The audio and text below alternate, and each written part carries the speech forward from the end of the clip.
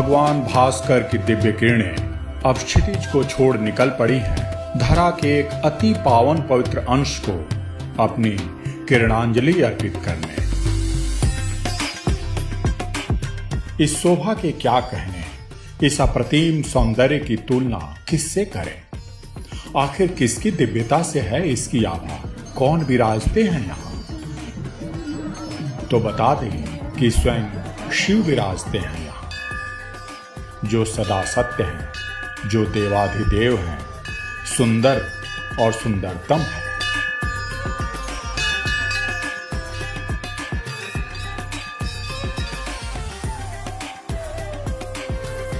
उत्तराखंड के जिला नैनीताल का विकास खंड भीमताल अपने भाग्य पर इतराता है कि कैलाश मानसरोवर की तरह ही शिव विराजते हैं यहाँ। इस स्थान पर आदि कैलाश के नाम से प्रसिद्ध है यह दिव्य धाम।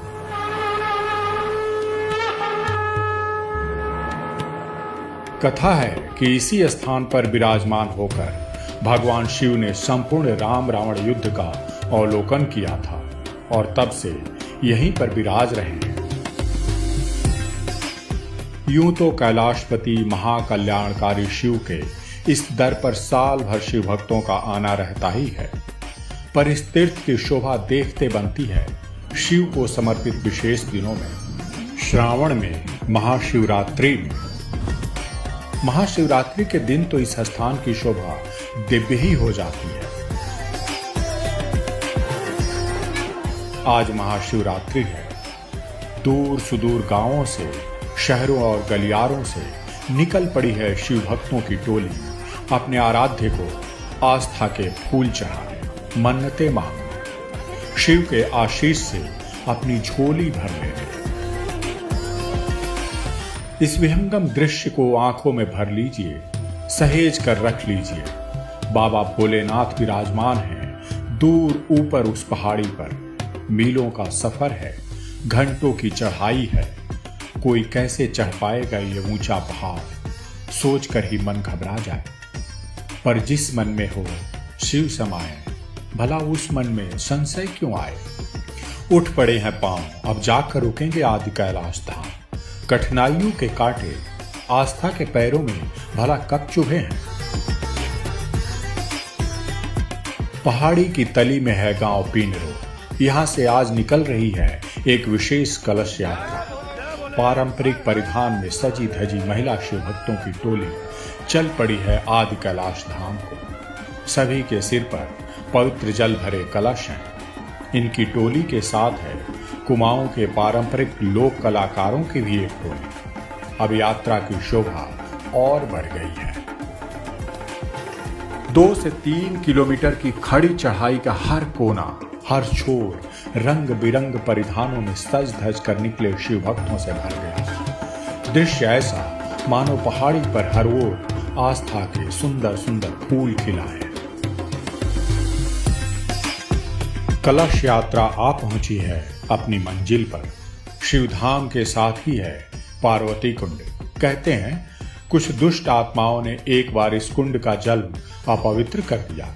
मां पार्वती इस बात से कुपित हो गई। कुंड सूख गया। कुंड को आने वाली जलधाराएं भी रूठ गईं।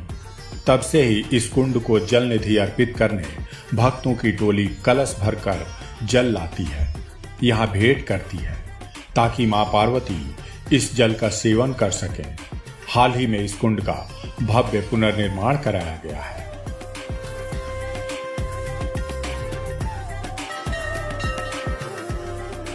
आदि कैलाश धाम में आदि देव ने धूनी रमाई थी।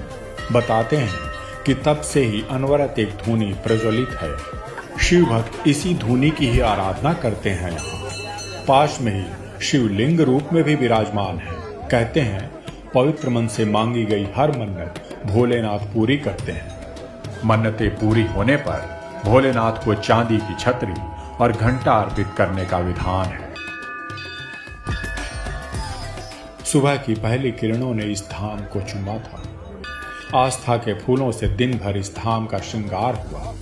अब जाते जाते सूरज की आखिरी किरणें एक बार फिर इस धाम का सुनहरा श्रृंगार कर रही हैं। मानो दिव्य स्वर्ण पिंड की दिव्य आभा आदि कैलाश परिसर को रोशन कर रही है। शिव का ओज दिव्यता के शिखर को छू रहा है। पर्वती परिवेश का अंधेरा जैसे जैसे गहरा रहा है, शिव भक्तों में समा रहे हैं, भक्त शून्य हो रहे हैं, आध्यात्मिक आनंद की परम अनुभूति को प्राप्त कर रहे हैं।